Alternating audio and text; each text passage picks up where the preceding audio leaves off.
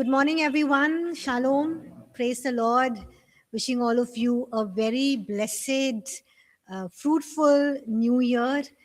And the word of the Lord for our church this year is march forward. God will make a way. So, like to just encourage each one of you, whatever your situations, whatever your challenge, whatever your difficulty is, whatever the season you are in, just march forward because God will make a way. He goes with us, He goes before us, He prepares a way for us. Amen. So good to have you all back.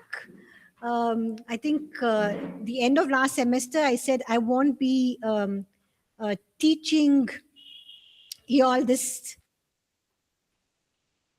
semester. So I don't know whether this got cut or it got recorded, whatever I said, anyways. So I said I won't be, what happened?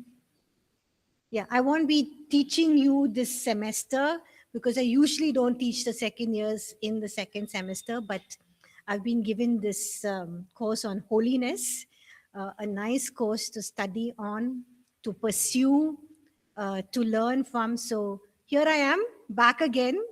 Sorry, you'll have to put up with you'll have to put up with my lectures and my assessments.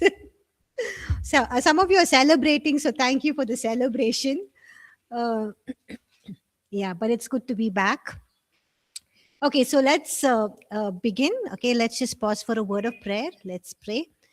Father, we thank you, God, because great is your goodness, great is your faithfulness in our lives. The past year and God, the past years of our lives, we want to thank you that you're a God who has been with us. You're a God who sees us. You're a God who knows us. You're a God who upholds us with your righteous right hand. We thank you, God, that you're a God who has never left us nor forsaken us. We thank you that you have been so good. You've been a good father. You've been a faithful friend. And we just adore you. We just worship you. We want to thank you, God, for helping us see yet another new year, for being with us in 2025. And we step into 2026 with this great confidence and assurance that the one who goes with us is our Father, is our Savior, the great I am, the God who knows our future, the God who makes a way for us. And so we can go forth with confidence, with this boldness, God, that you are with us and that you would never leave us, God. We thank you that you are our good shepherd, that you lead us beside green pastures and still waters, God, and your rod and your staff comfort us, God. Even though we go through valleys, you are there with us, God. We thank you.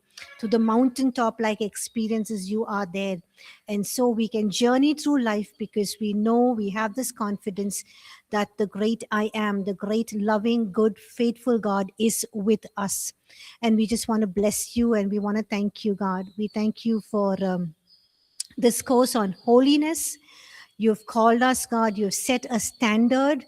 Be holy as I am holy. And so we pray that even as we study about your holiness, your nature of being holy, and what you entrust to us and what you call us to, Father, we pray that you would open up our spirit man to receive, and God, that we would be able to discern, and also, God, that we would be able to order our lives, that we would live lives that are holy, pleasing, and acceptable in your sight, so that you would be honored, you would be glorified, God, in and through our lives, and we can be true representatives and we can represent you here on the earth.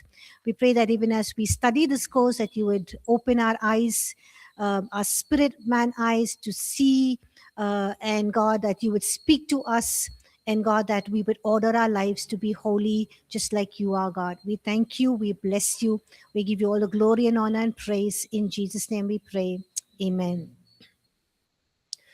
So in this course on holiness, our objective and our approach is to first gain a vision or understanding of the holiness of God. So just as God is loving, He's compassionate, He's good and powerful, we must also receive a revelation of His holiness. Okay. So in the first section, we will focus on this aspect, and our words, our minds cannot just fully comprehend, cannot fully understand the depth, the width of God's holiness. But to the extent possible, we just aim to receive a revelation through scripture. Okay. So after understanding about the holiness of God, which we will study in the first section, we want to emphasize that God, ultimately desires his nature of holiness to be reproduced in us. So why are we studying this course on holiness is not just to have another course in Bible college, but it's because God desires his nature of holiness to be reproduced in each one of us, which means, or this means, he wants his holiness to be reflected in our lives. Okay. So section 1 deals with the holiness of God and how our worship, our lives must take place within this realm of God's holiness, or within the realm of the beauty of the holiness of God. In section 2, we will study about repentance. Okay. So section 2 basically focuses on another crucial aspect of holy living, which is repentance. And we are going to be addressing this because in many contemporary churches, repentance is not emphasized. Okay. While traditional Pentecostal churches often speak of repentance, in a weekly manner as well, but some modern churches just emphasize on some aspects of the goodness of God, the love of God, the mercy of God, and they seem to neglect this whole aspect of repentance.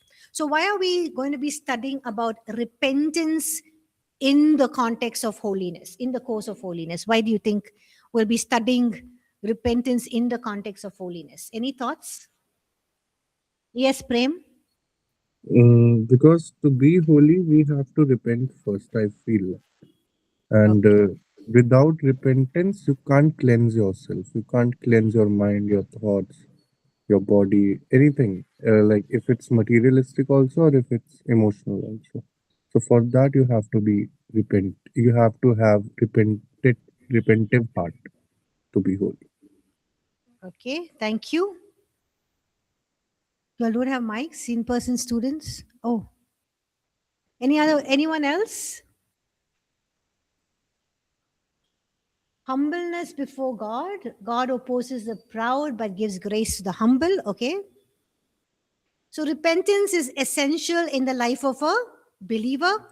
Without it, our progress towards holiness is hindered. Sin hinders our progress towards holiness. Okay. Yes. Yes, Prem. And ma'am, I also feel like that when we repent to someone, we are asking for forgiveness and we are giving that person a control over our life. So repentance is also important because we are submitting ourselves to Jesus. We're submitting in repentance. Yes, thank you. So, in section 2, where we're talking about repentance, we will explore what repentance is, the importance of repentance, and how it functions in the daily life of a believer. Okay. Now, there is a section 3, living and overcoming life, but I need to check on this because I think, you already studied or you study about overcoming the flesh, the devil, and the world in another course. So I need to check whether I need to do this or not, but we will do section 1 and section 2.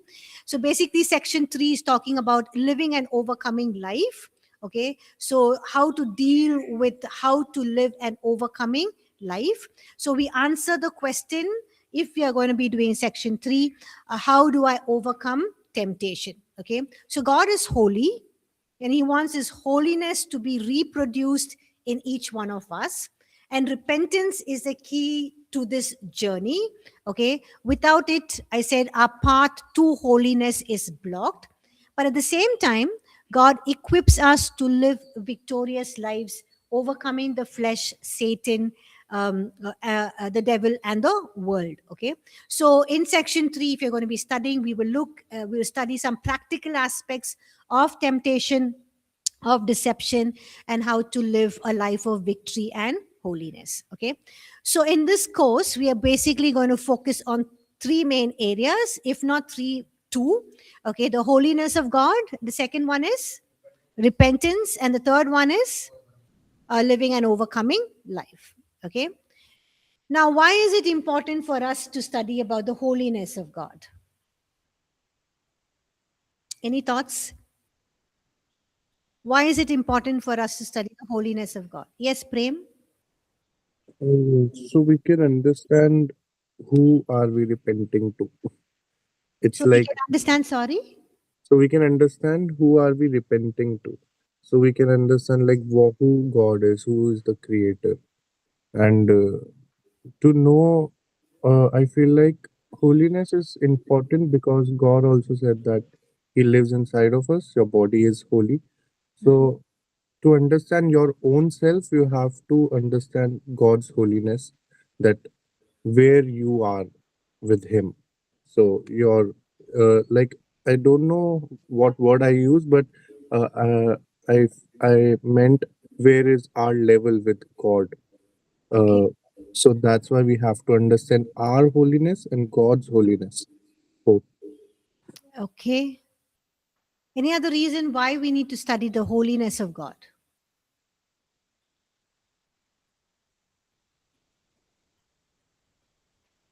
I already said that in the beginning. I think I said that in the prayer. Why? It is his essence, his nature, and character.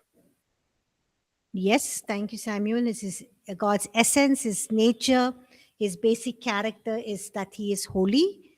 Okay. So why do we have to study it? Ma'am, Mhm. without holiness, we cannot enter in his presence because we cannot enter into his dwelling place. We have to become holy. Otherwise, we cannot have fellowship with God. Because when God created Adam, he came uh, and he used to walk with him because there was holiness in him. And when he sinned, then the presence of God departed. So unless God made Adam in his image, so we have to transform into the image of Jesus, so that we can stay with him. Amen. Thank you. So it's important to pursue holiness, to be holy, so that you can enjoy the presence of God. You can worship Him in the beauty of His holiness. You can receive from Him. You can draw near to Him. If not, sin hinders us from hearing, receiving, even just, even just knowing God in the fullest sense. Okay. Yes, Prem? Mm, and also practically, I feel like we have to study holiness so we can have answers if someone will ask us, non-believer or anyone in our life. Like, so we should know that how much holy our God is, and we should understand that we should know to explain other people nicely, clearly. So we should study about that. Okay. Thank you. Why else? So that we become holy. Why should we become holy? Because God is holy. He set us a standard, right? It's not something just in the Old Testament, but we read in the Old Testament, we read also First Peter, God says, be holy as I am holy, period. It's a standard. Okay. It's something that God is calling us to, right? Something that He wants us to be. Be holy as I am holy. Do you think God would have told us if we can't be holy as He is holy? No. That means is it possible to be holy? Yes or no? It's a very important thing to think. Can I be holy? Can each of us be holy? Not in the fullest sense of as how God is holy, but can we be holy? Yes, Yes. Why? Because God says, be holy God said as so. I am holy. And if it was not possible, He would never have told us. He would never have set that bar. He would never have set that standard for us. So as Christian ministers, or anyone preparing to serve God, holiness is very, very crucial. I would not just say Christian ministers or anyone preparing to serve God. I would say everyone who says, I belong to Jesus or I'm a believer of Jesus, needs to rise up to that standard of being holy as God is holy. Okay. So while we are only earthen vessels, okay, it's by God's grace and the work of the Holy Spirit that God calls us to live a holy life. So God set the standard knowing that it's through the work of the Holy Spirit who sanctifies us. Sanctification is not a one moment thing. It's a lifelong process. The Holy Spirit sanctifies us all the days of our life, and sanctification happens to the extent that we open up our hearts and lives for God, the Holy Spirit, to work in our lives. Okay. So God calls us to live a life of holiness, and he works in us by his grace and also the work of the Holy Spirit. And if you look at what God told us, be holy as I am holy, it's not something that is optional, right? You can't choose. Okay. Scripture makes it very clear that living a holy life is non-negotiable. You can't, negotiate that. It's something that it's not an option that is given to us. It's a command that we need to just follow and obey. Okay. So in section 1, we are going to be talking about the holiness of God. The PDF for this section is available for all those of you who are online. I've posted the PDF, and our students, in-person students, have a printed copy. So I'd like to encourage all of the online students to please download it and follow along. Okay. So we start by focusing on God himself. We look at God's holiness, and in chapters 1 and 2, we will explore God's holiness in scripture. And we then transition to seeing God's holiness being reproduced in us. And scripture shows that God calls us to full, perfected holiness in our lives. Okay. So we examine how God sets this up for us and why is it important for us to be holy. And this will motivate us, the study will motivate us to basically pursue personal holiness. So even as I'm teaching this course, I am just excited because it's something that I am pursuing, to be holy. So it's something that is going to, teach me, and I'm going to learn, and it's going to, edify me. And I'm just praying that each one of you would also look at it as something, not as a course content that you are studying, but something that God wants us to pursue and reproduce in us, his nature to reproduce in us. And I want you to pursue that. I just want you to run behind that, to take hold of what God is taking hold of us. So even as I was just thinking about how God wants his holiness to reproduce in us, I was just thinking how God thinks about us. He does not think of us as, I don't think these people will ever come up to my holiness. I don't think they can even achieve it. So let me not even set up that standard because I'm going to be disappointed. But just to see how much God values us, how much he looks up to us, and how much he's actually raising us up to be who he wants us to be or where he wants us to be. See, he can treat us like just puppets, just like machines, just like, people he just created, but he wants us to be just like him. And when I think about that, it really motivates me. It really energizes me. It really wow, just somebody who does not think small about me, somebody who thinks big about me, right? I'm sure, when people put you down, when people belittle you, when people think that you're of no use, no worth, or she can't do it, he can't do it, it hurts you, right? But when you think about how God thinks about us, the great thoughts he has, it really excites me because here is somebody who's so great, who's so awesome, who's so mighty, whose power I just even cannot comprehend and think. And this God is thinking so much more greater for me. Plans that are so great and so big. goals that are so great and so big, and that really excites me to pursue it. And I want you to also get excited and to pursue the same, just like God is pursuing us for personal holiness. Amen. So by chapter 6, we understand that everything we do, including worship and serving as ministers or just volunteers or just living our lives as believers, should flow from a place of personal holiness, right? And also when we worship God in the beauty of his holiness. Okay. And this underpins all our actions, right? This is like the foundation for all our actions. So coming to the introduction of the holiness of God, what is holiness? What do you think is holiness? Sorry? Some, What is holiness? something which is pure. Sorry? Something which is pure, untouched. Something that is pure and untouched. Okay? Perfect. Okay? Flawless. Flawless. Okay? So when we use all of these words, it actually is limiting us to our environment, to our world, to our sphere, right, of influence, or the world that we are living in.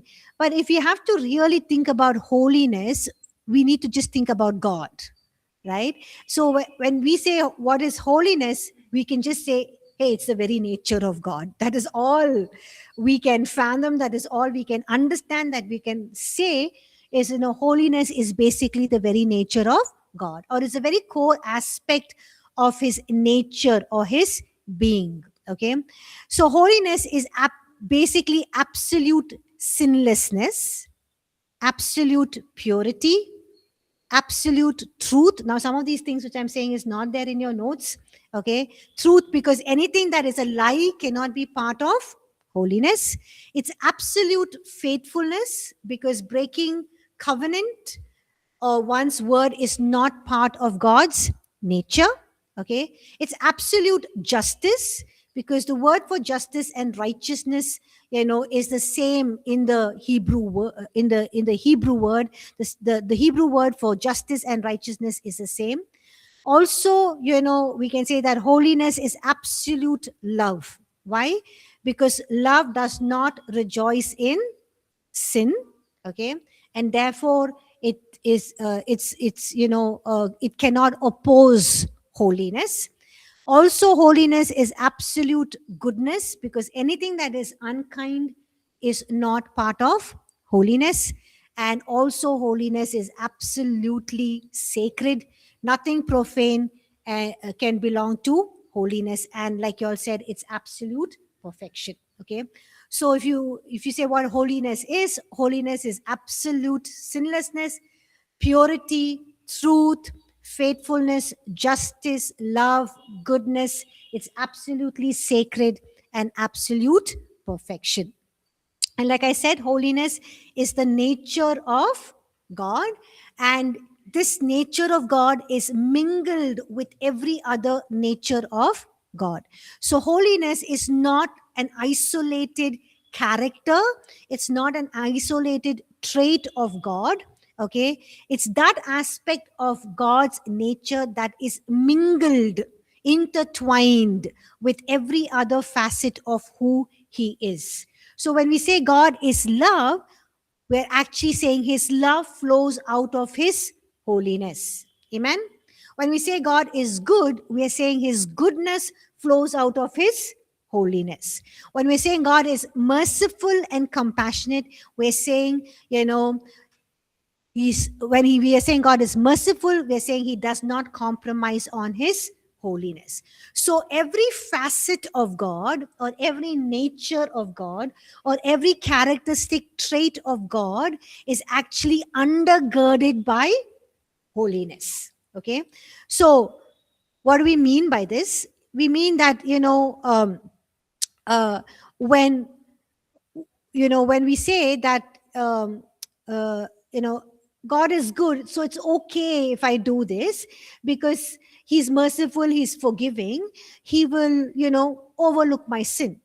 We can't say that. Why? Because God's goodness, God's mercy, God's compassion is actually undergirded by His holiness, right? So it flows out of His holiness. So because He's holy, He cannot overlook that sin. He cannot say we can't say it's okay. God will still, overlook the sin. No, it cannot do that because, every facet of His nature is undergirded by holiness. Are you all able to understand? Okay. So in His perfection is also holy. So when He's perfect, He's holy in His perfection. His love is sinless, right? His mercy is righteous. His justice is pure. So when we look at all of these things, we know that holiness is basically the core aspect of God's nature. And all of the other characteristic traits of God's nature, flows out of His holiness. So that is the basic, foundation of who He is, very core nature. So every facet of His nature is undergirded by His holiness. Now, when you talk about God's holiness and we think about, okay, what about the holiness of created things? Okay, God is holy. What about the holiness of created things? Like you and me, the Bible, we see that God designated days as holy. Okay, He even designated some places as holy, right? Even the objects like the utensils in the temple were declared to be sanctified, set apart, and holy.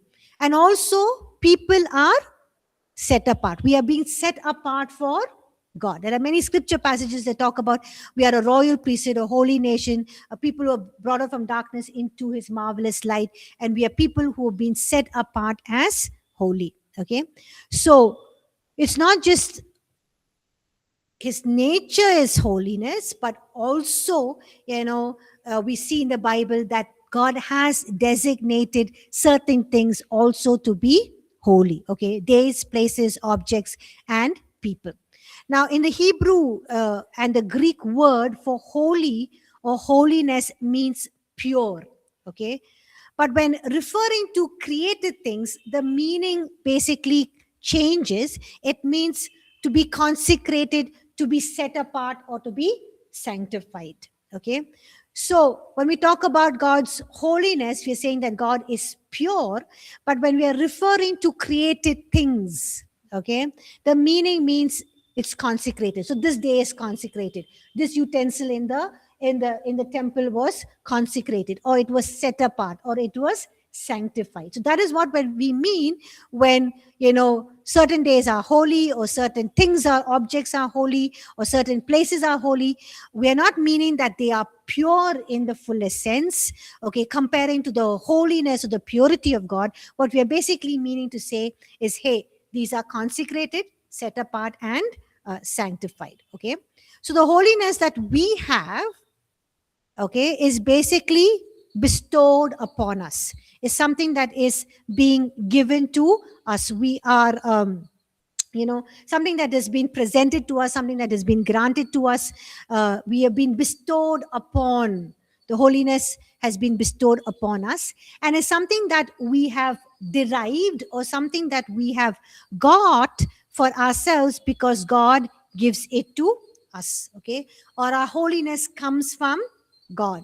Our holiness originates from God. It's because we are in Christ Jesus that we are being made holy, or that we are holy. So God is holy by nature, and we are holy because we are set apart for Him. Can you understand that? You're able to understand the difference? Yes. God is holy, okay, but we are holy because we have been set apart for Him. So holiness for us is our willingness to be set apart for the one who is most holy. Or our holiness is our willingness to be set apart for the one who wants us to reproduce His holiness here on earth, or to be holy like He is holy. So our willingness to be sanctified, or our willingness to be consecrated, or our willingness to be set apart is basically we are telling God, God, you are holy, I want to be completely yours. So I'm willing to set myself apart. I'm willing to consecrate myself, and I'm willing to set apart myself for you. Okay. So that what holiness means in your life and my life. You're able to understand? Yes. So holiness is a very basic nature of God. But when it comes to us as created beings, we're basically talking about not holiness in the sense of purity. It has the aspect of purity, but we're saying that this holiness is being given to us, is being bestowed upon us by God. And so we are making this choice by saying, God, I want to be consecrated. I want to be set apart, and I'm willing to be, to be set apart and consecrated for you. Are you able to understand now the difference? Yes, no? Okay. So holiness is basically a heart thing for us. Holiness is the first and foremost a heart thing. That is, when we talk about holiness, people immediately think, hey, I should not be smoking. I should not be drinking. I should not be chewing pan. I should not be using, kicking the cat when I get angry, or slamming the door, or banging the door, or screaming or shouting. But holiness is basically an internal thing, something that is from the heart. Okay. And we said the holiness is the nature of God, and therefore holiness should first become a part of our nature, right? If we don't drink, if we don't smoke, if we don't bang things, and when we get angry or shout or use bad words, it's not because we are we don't want to do it. It's because it is stemming out of a nature of being holy, like God is holy. Okay. So when we think of holiness in our sense, we must first let it become part of our nature. Okay. So from there, it will touch every other aspect of our lives. Automatically, every other aspect of life, your thoughts, what you watch, what you read, what you think, how you speak, how you act, how you react, will automatically flow from that nature of holiness. Okay. So when we willingly set ourselves apart for God, holiness becomes our nature. And then we see that it begins to touch every other aspect of our lives. Okay. All of you with me? Yes, able to understand? Okay. So to begin, let's consider both the Old and the New Testament, where they declare God is holy. Like I said, holiness is his nature. It basically defines who God is. Also, we see in scripture that scripture links God's beauty with his holiness. Scripture links God's beauty with his holiness. Now think about beauty in the natural terms. Okay. When we think of beauty in the natural terms, how do we think about it? A person's appearance, he is handsome, or she is beautiful, or this flower is so beautiful, or this, scenery is so beautiful, or, whatever. Okay. So when we think of beauty in the natural terms, such as a person's appearance, and now when we apply that to God, we're saying that his beauty, or what draws us to him, or what inspires that awe about God in us, is his holiness. Because his nature is being holy. And when we are drawn to his beauty, we are basically drawn to who he is, that is his holiness. And we stand in awe, or we are inspired by his holiness. Okay. So the beauty of God is his holiness. And just like we naturally admire a handsome man or a beautiful woman, God's holiness should first attract us to him. Okay. So that is why we said, in the beginning of the class, I said we need to get a vision of the holiness of God. If we don't have a vision or an understanding of the holiness of God, his holiness will never attract us to him, and it will also not inspire awe of who he is. Okay. And it will also not bring us to a place where we are desiring to be holy like he is holy.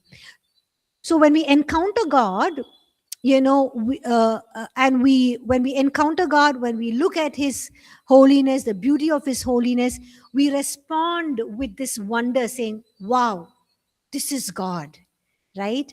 And that is the beauty of God in his holiness. Okay, so basically we need to first ask God, help me to encounter the beauty of your holiness, or give me a vision of your holiness. That is something that we need to pray, ask, pursue, and run after. So when we talk about holiness in reference to God, like I said, we're speaking of his very nature, his absolute perfection, which also includes him being completely pure, sinless, righteous, truthful, and faithful.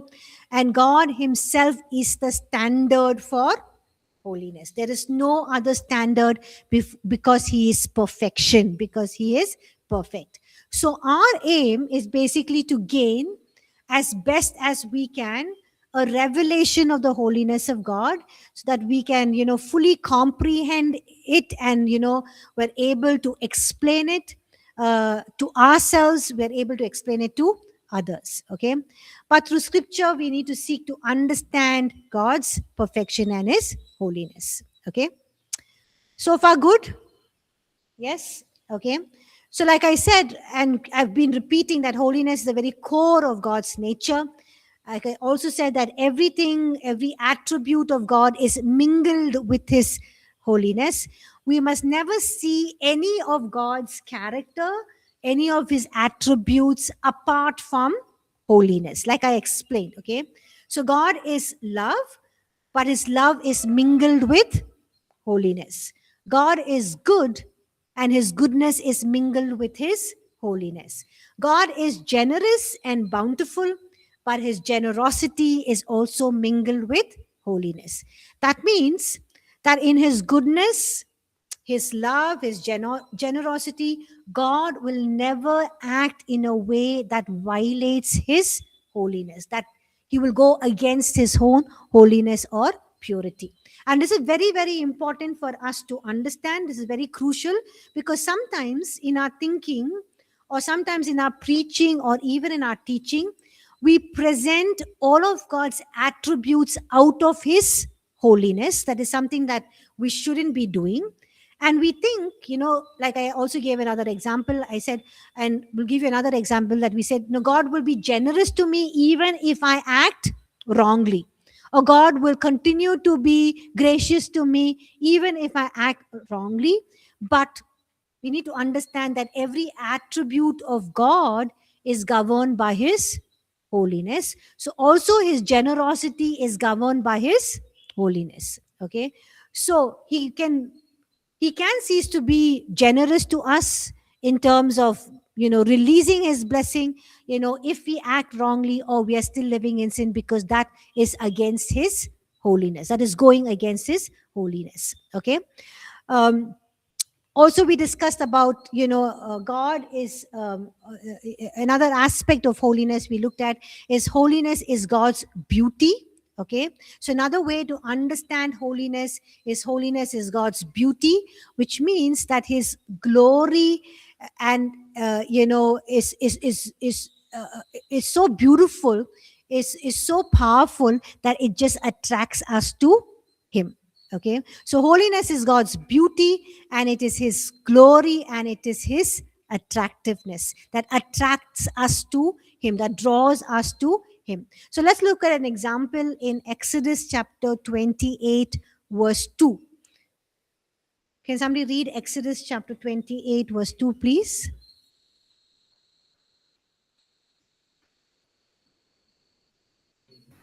And you shall make holy garments for Aaron, your brother, for glory and for beauty. Amen. So here we see that God is saying, you shall make what garments? Holy garments. And here holiness means what? Consecrated, set apart. Okay, so you shall make holy garments, and these holy garments were for what? For glory and for beauty. Okay, so When God says certain days are holy, certain objects are holy, when He says we are to be holy, what is He basically meaning to say? That we are here to manifest His glory, who He is and what He does, and also to manifest the beauty of His holiness. Amen. So, in many places in Scripture, holiness is associated with beauty. We'll look at two more scripture passages. One is Psalms chapter 29, verse 2. So, one of you can read Psalm 29, verse 2, and someone else can read Psalm 96, verse 9. Psalms 29 Psalms chapter 29 verse 2. Ascribe to the Lord the glory due his name. Worship the Lord in the splendor of his holiness. Amen. So, we need to worship the Lord in what? In the beauty of His holiness. So, what do we say? Worship the Lord in the beauty of His holiness means what? When we said holiness is God's beauty, what did we mean? Holiness is God's beauty means what? It is His glory and His attractiveness. So when we worship God in the beauty of His holiness, that's when we are able to see His glory. That's when we are able to experience His glory. That means we're able to experience who He is, His nature. We're able to experience what He does. That means signs, miracles, and wonders. And what does it do basically? It attracts us to God. It pulls us closer to God. And when it pulls us closer to God, we're able to see our own frailties, our weaknesses, our shortcomings, our sinfulness in the light of God's holiness. And also we repent, we change, we are transformed, and we experience God as well. Look at what Psalms 96 verse 9 says. It's a call to worship God. And what does it say? Worship the Lord in the beauty of holiness. Okay. So worship the Lord in the beauty of His holiness. Okay. So holiness is God's beauty, and God wants us to worship Him in the beauty of His holiness. Now there's some biblical metaphors of God's nature. Okay. In scripture, we see several metaphors of various attributes of God in human terms. For example, we see in Psalm 118, verse 15 and 16, there we read about the hand of the Lord. Okay. So what is the meaning of the hand of the Lord? It's basically a metaphor. A metaphor is basically a comparison, okay, a representation, or it's also a symbol. So it's basically, hand of the Lord is basically a representation or a symbol for God's omnipotence, His strength, and His power. Okay. Another biblical metaphor of God's nature is the eyes of the Lord. Right? First Chronicles chapter 16, verse 9. What does it say? The eyes of the Lord goes forth to and fro around the world, looking for those who are, righteous in His eyes. Okay. So it's basically talking about the metaphor for God's omniscience. That means He's somebody who knows everything, omniscient, all knowing. Okay. The year of the Lord, year, not Y-E-A-R, but E-A-R. Look at Psalm 116, verse 2, and Isaiah chapter 59, verse 1. Okay, can somebody read that? Psalm 116, verse 2, and Isaiah 59, verse 1. Because he turned his ear to me, I will call on him as long as I live. Yes. So basically, the ear of the Lord is referring to His hearing our prayer. Okay. The other aspect of a metaphor of God's nature is the face of the Lord. So can somebody read Psalm 27, verse 8 and 9? Or you can also read Psalm 34, verse 16, or Lamentations chapter 2, verse 19. What does it say?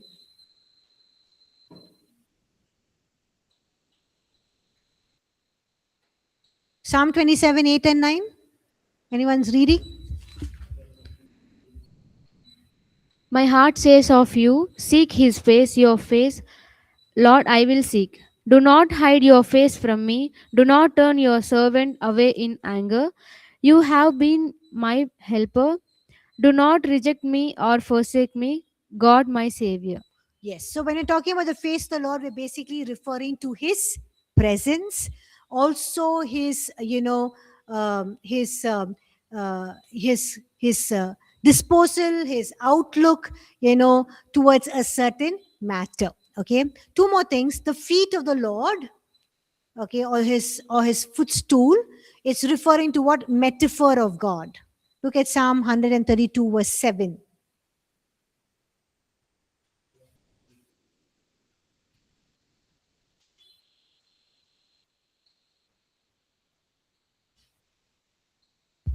Let us go to his dwelling place. Let us worship at his footstool, saying.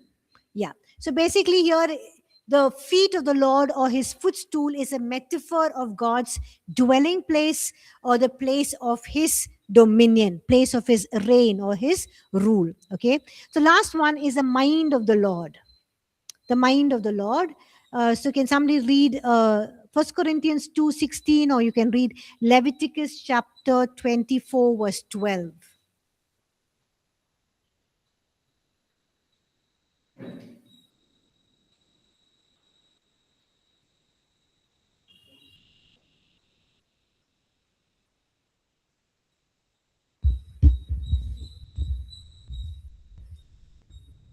For who has know the mind of the Lord, that he may instruct him, but we have the mind of Christ.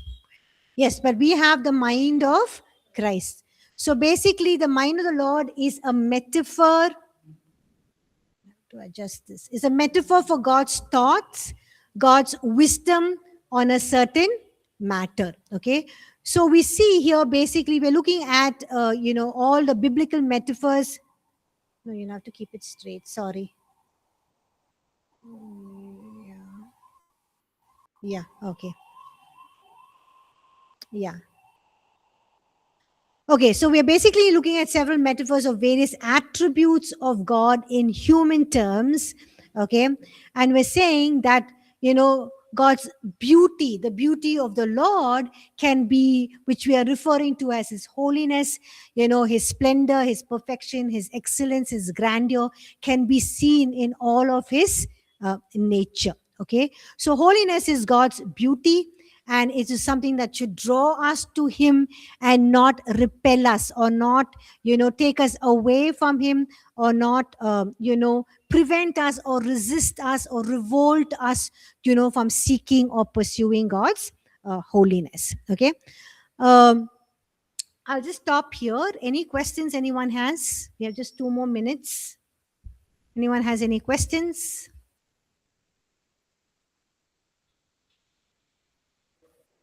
No questions?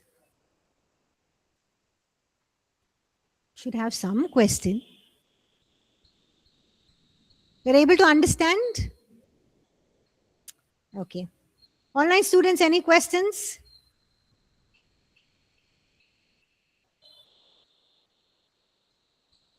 Okay, so we've been looking at the holiness of God. Only when we receive a correct revelation of who God is, can we respond correctly to Him.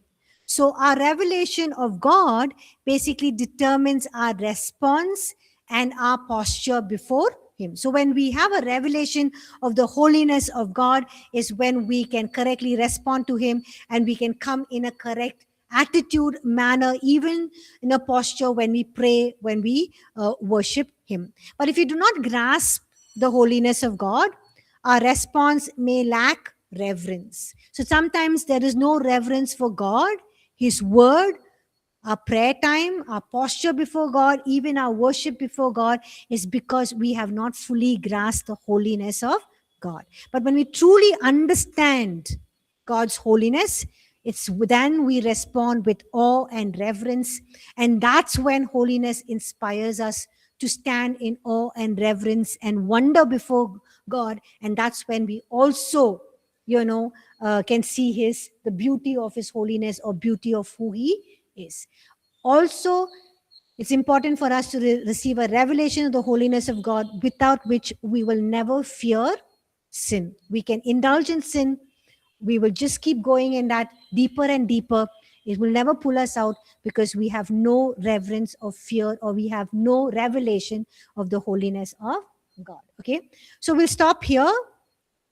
We'll stop here. Why are you crying, Samuel? No, it was a mistake. It was touched by Juliana by mistake. Sorry. Okay, thank you. Yeah. Okay, Sorry. thank you, everyone. Thank you for joining the class, and pursue God's holiness. Seek a revelation of the holiness of God, and we'll meet tomorrow. Okay. Yeah. Thank you, ma'am. Thank you.